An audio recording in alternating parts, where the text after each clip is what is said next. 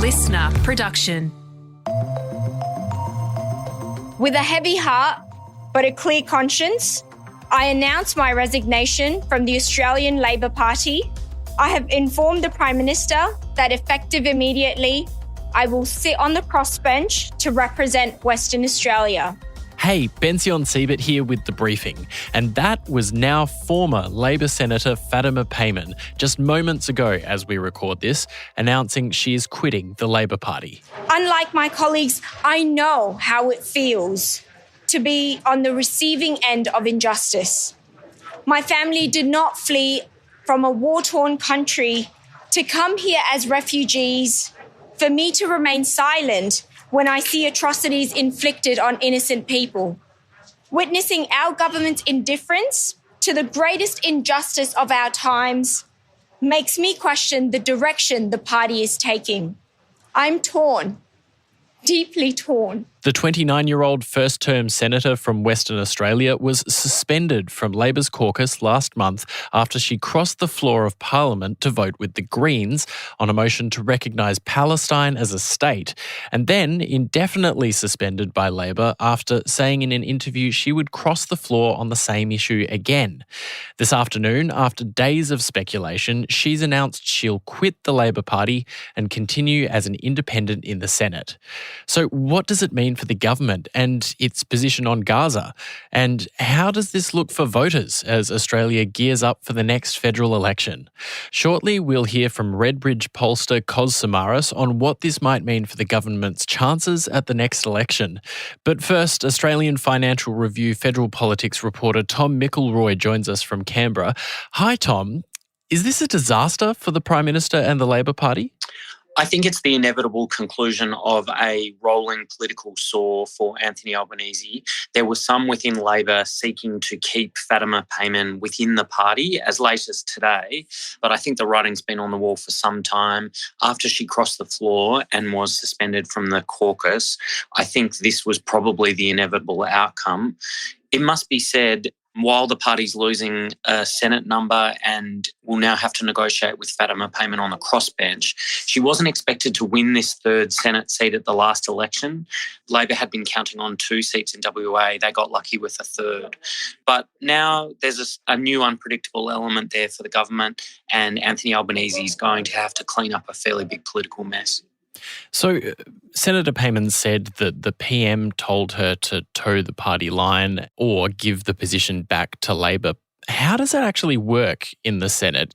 Can you just become an independent, or do the parties have some control?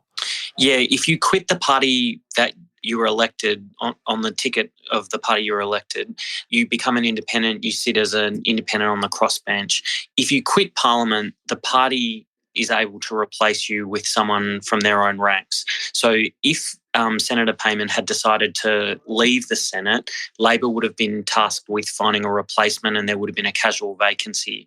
Those rules date back to the constitutional crisis around the 1970s. But in this case, Labor doesn't get to replace her. She stays in the Senate and Labor loses a number in its Senate ranks.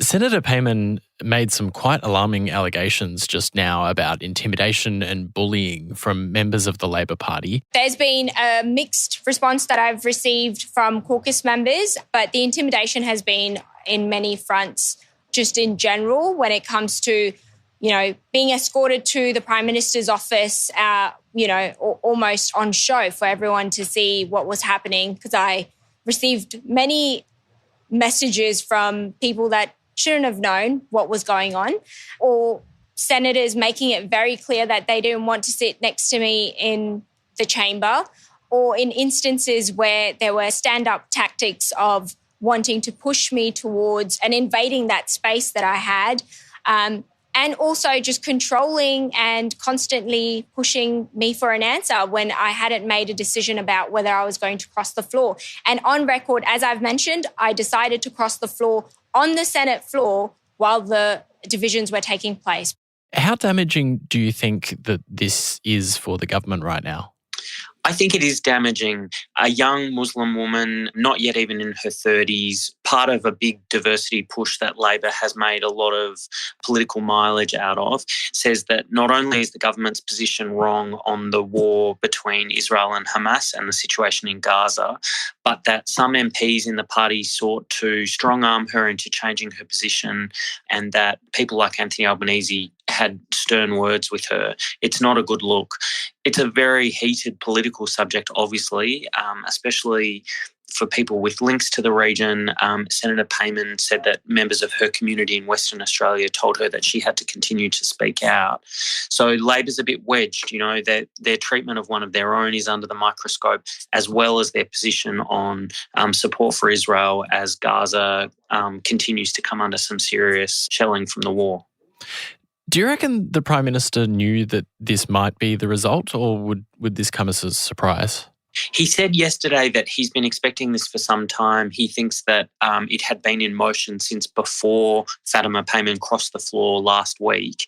She said in her press conference a few minutes ago that it hadn't been a planned move. She felt she had no choice today, and that the PM's comments in question time in the House yesterday had forced her hand.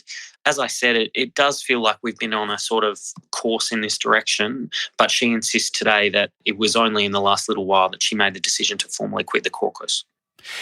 Do you think this action right now and this spectacle, I suppose, is powerful enough to push the government towards a harder line on Israel? It remains to be seen. I think it will contribute to whatever decision the government makes. They've got some pretty heated politics outside of this controversy, but the spectacle of a Labor senator quitting, of a messy political spat related to the war, won't help that situation. And look, Fatima Payman, I think, is going to continue to speak out and continue to criticise the government for its position. So the politics aren't going to get better immediately for Anthony Albanese and for Labor. How do you think other Muslim MPs might be feeling right now? I can only imagine. I mean, I think a lot of MPs in the parliament are coming under real pressure from people in the community, from voters who feel strongly about this issue, and from campaigners and advocates who are very much activated about it. We've seen protests and vandalism of MPs' offices, and I think the traffic that individual MPs are getting is pretty intense. So I don't envy Muslim MPs, I don't envy Labor MPs in general, because, the reason that this is so heated, that people have such strongly held views, is because for many in the region it's a life or death question. It's a key foreign policy challenge for Australia and for countries around the world, and Labor takes it very seriously. As Fatima Payman points out, they've got recognition of a two-state solution or acceptance, search for that outcome in the party platform. The government's very much committed to it. And a lot of people are losing their lives in this conflict. So it doesn't come higher stakes than that. And finally, do you think that any of this or this particular event will matter to regular people in the public, or are they more concerned about cost of living, tax cuts, that kind of thing? I think cost of living and tax cuts, bread and butter issues, will usually be the top line issue for most voters.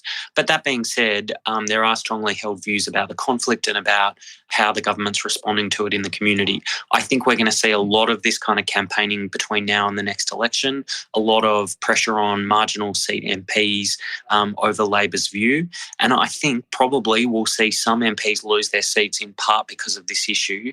That politically could be advantageous for the Greens and potentially for some independents. I think there's going to be a lot more politics in this area before we go to the polls, probably early next year. Tom McIllroy there. Kos Samaris is director at Redbridge Group Australia, and he's been following the public perception of this unfolding political story for Labor. Kos, what will be the consequences for the government? It will continue the problem that they're experiencing with parts of this country being diverse electorates, largely Muslim, but a little more broader than that. We got a bit of a preview into that at the last federal election, where Labor did lose the federal seat of Fowler in Sydney. It incurred significant swings against it in very diverse electorates in Melbourne. I think all this will do now is completely accelerate that decline. What do you think the reaction will be from Muslim and Middle Eastern voters? Look, they've been in a pretty bad place electorally, I would say, the last 6 months, and I think things will now get a lot worse for Labor, in particular amongst younger Muslim Australians, particularly those who are millennials and Gen Z, who are largely born in this country, post 9/11 sort of generation. They would definitely be looking for alternatives at the ballot box. There's no doubt about that. What are the politics of this like for Labor more broadly? Because obviously they've walked a pretty fine line on Palestine.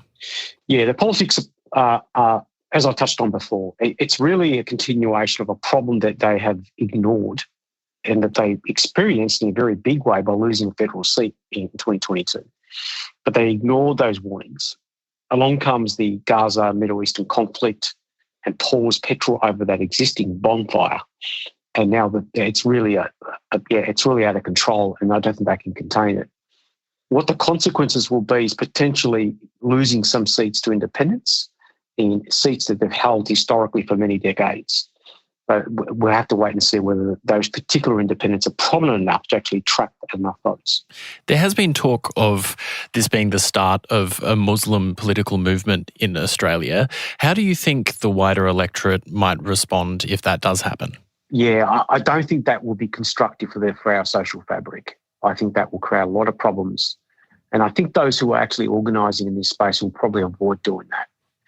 I think up until now, what we do know is there's an intent to stand independents in particular seats where there is a high proportion of Muslim Australians living in them. Why do you expect that will be an issue for our social cohesion? Can you expand on that? Look, to put it bluntly, we're a fairly intolerant country. And look, interviewing a lot of young Muslims, as I have now for the last 6 months, many of them have told me stories throughout their lives in terms of the racism that they've actually had to tolerate, particularly women who wear their religious attire. They regularly tell us about the torment that they receive on the streets. It won't be a really good place for the movement to actually go to. As we know, the Liberal Party lost a lot of seats to Teal independents at the last election. Do you think that this could potentially have that level of consequence for the Labor Party? Yeah, any political party that has a primary vote that's permanently stuck in the low 30s cannot afford anything to go wrong. And this is all bad news for Labor when it comes to trying to contain this from breaking out into losing seats to independents. When your primary vote is that low, we are talking about, for example, in some of these seats, like the federal seat of Cornwall, the primary vote is now down into the low 40s, losing a large proportion of that vote, which usually sits on the Labor side. So, in the federal seat of Cornwall, there is, say, 38,000 people voted for Labor at the last election. Half of that was Muslim Australians. Now, if you lose even a fraction of that, you're in deep trouble very quickly. Do you think Labor also loses the opportunity in future for getting diverse candidates into its party, having observed what happened to Senator Payman as a young Muslim woman? Yeah, I would define Labor's problem with regards to Diverse Australia as reaching a crisis point. They overwhelmingly occupy and hold seats that are the most diverse in this country, but the people they pre-select do not reflect the communities they try to represent.